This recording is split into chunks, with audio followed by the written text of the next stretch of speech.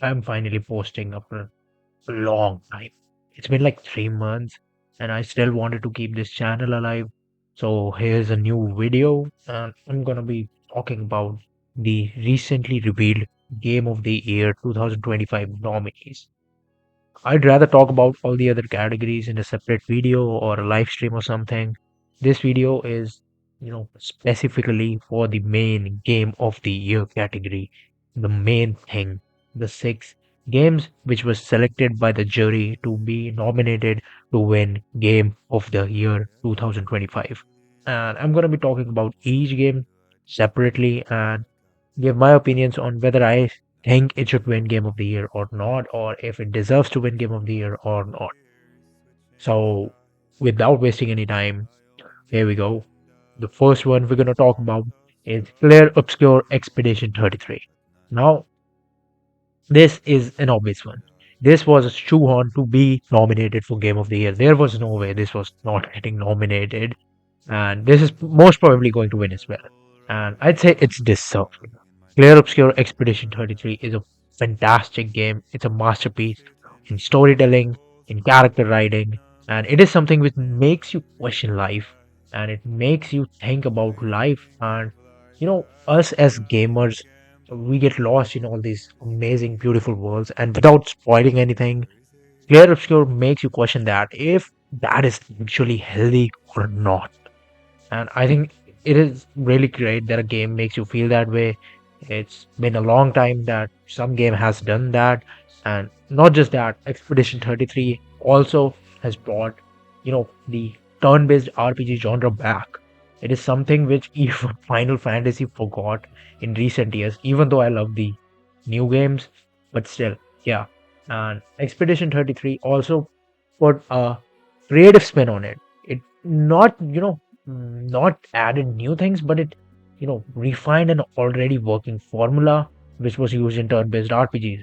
And it is also very easily accessible for newcomers into this genre. I know a few people myself who, are now into JRPGs because of Expedition 33. So yeah, this is definitely an obvious pick for Game of the Year, a deserving pick, and it would be so great if Sandfall Interactive takes this home, which they most probably would. It would also be a slap in the face to Ubisoft, who can basically Ubisoft people can go fuck themselves, bro. You guys had it all coming. Now, second up, what we're going to talk about is Death Stranding 2 on the beach. Now, when I played Death Stranding 2, I, thought something was missing. I liked the game. Don't get me wrong. I really liked it, but I had some issues with it.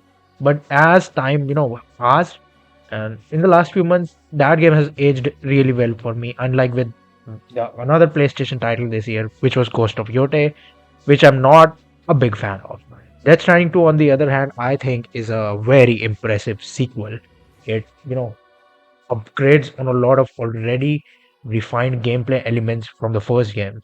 And it also has a very rewarding side content, like leveling up all those people.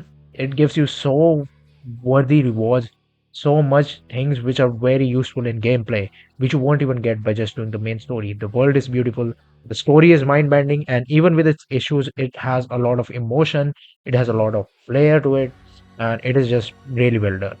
Kojima is a great person, but I still think Death Stranding 2 does not deserve to win Game of the Year, because at the end of the day, it is a sequel and it didn't really, contribute anything in terms of, adding creative or revolutionary gameplay elements or game design features. So yeah, I don't think Death Stranding 2 deserves to win this award, but I wouldn't be against it because I really like the game and Kojima getting his due is something we all wish for. Now, after that is a game which I'm going to speak least on. That's Donkey Kong Bonanza because I haven't played it. I haven't played any Donkey Konging. I don't have a Nintendo. I don't game on Nintendo. So I have no idea about this one. What I've heard from other people is that it's a really fun platformer which kind of rebooted the whole franchise and people really like it. And I can see why it got nominated. So yeah, from what I've heard from other people, I wouldn't be against it winning Game of the Year. Now, the next one I'm going to talk about is Hades 2. I still haven't got around to playing Hades 2. I really loved Hades, which I fucking play it on my phone through Netflix. And I think I'm probably gonna do the same for Hades 2 for when it drops on Netflix or on mobile. And Hades 2 did, it came out of no fucking where, bro.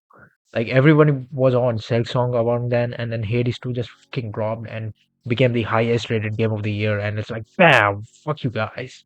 As an indie title, it's just I'm just really happy to see a small company like that getting the recognition in Game of the Year. Hades 1 also got it. Hades 1 also won a few awards that year, like Best Indie Game and Best Action Game, I think.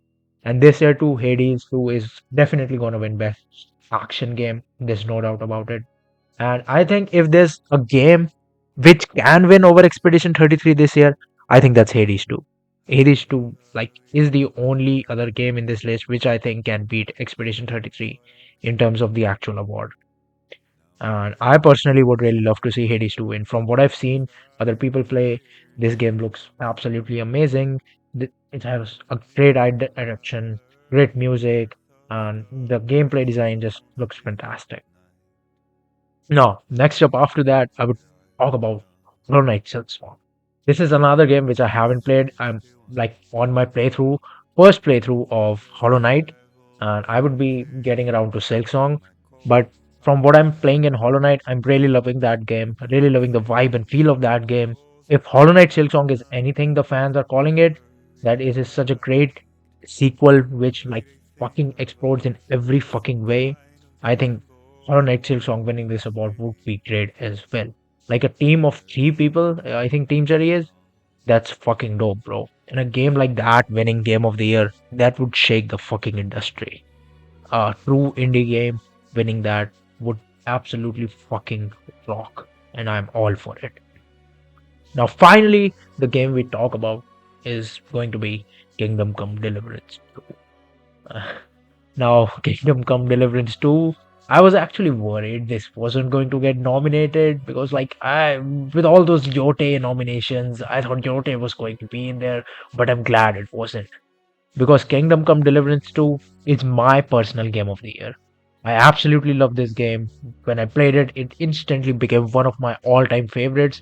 And since launch, like it's been around 7 to 8 months, and I still feel that way. It wasn't like recency bias. I actually do think Kingdom Come Deliverance 2 is one of the greatest games ever made. It's not just a great sequel; it is a definitive RPG in gaming landscape in 2025. I think like all the upcoming RPGs, like we have Elder Scrolls 6, we have Witcher 4, games like those will have to match the level of games like Baldur's Gate 3 and KCD 2.